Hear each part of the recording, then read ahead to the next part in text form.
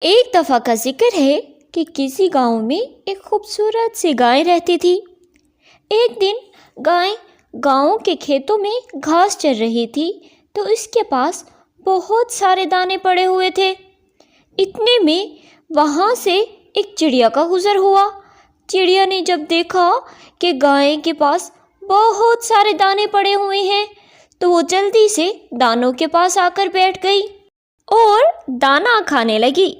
وہ دانا کھا ہی رہی تھی کہ اتنی دیر میں گائے نے گوبر کر دیا اور گوبر سیدھا چڑیا پر جا گرا اور چڑیا گوبر میں پھنس گئی۔ اس نے بہت سی آوازیں نکالی لیکن کچھ نہ کر سکی کیونکہ اس کے پر گندے ہو چکے تھے اور وہ اڑ بھی نہیں سکتی تھی۔ اتنے میں وہاں سے ایک کتے کا گزر ہوتا ہے۔ کتے نے جیسے ہی چڑیا کو گوبر میں پھنسے دیکھا تو اس کے منہ میں پانی آ گیا اور وہ جلدی سے چڑیا کے پاس آ گیا۔ چڑیا نے کہا، کتے بھائی، مجھے اس گوبر سے نکالو۔ تو کتے نے جواب دیا، میں تمہیں نکال تو لوں گا لیکن میں تو تمہیں کھا جاؤں گا۔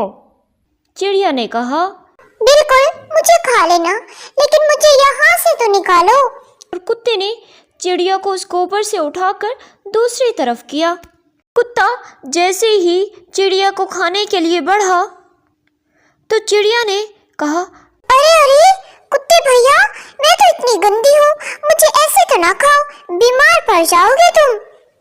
میری بات سنو، پہلے مجھے دھو لو اس کے بعد کھانا۔ کتا چڑیا کی بات مان گیا اور اس کو اپنے ساتھ والی ندی میں لے گیا۔ اس نے جیسے ہی چڑیا کو ندی میں رکھا تو سارا گوبر اتر گیا اور چڑیا صاف اور پیاری سی ہو گئی۔ تو کتے نے کہا، تم تو بہت ہی خوبصورت لگ رہی ہو، اب تو میں تمہیں بہت شوق سے کھاؤں گا۔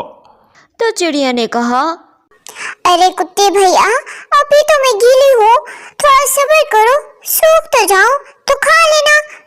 اس پر بھی کتا مان گیا اور اس کو دھوپ میں رکھ دیا۔ جو ہی چڑیا سوکھ گئی یعنی اڑنے کے قابل ہو گئی تو وہ جلدی سے اڑ گئی اور کتا بس بیچارہ دیکھتا ہی رہ گیا اور چڑیا نے اپنی چالاکی سے اپنی جان بچا لی۔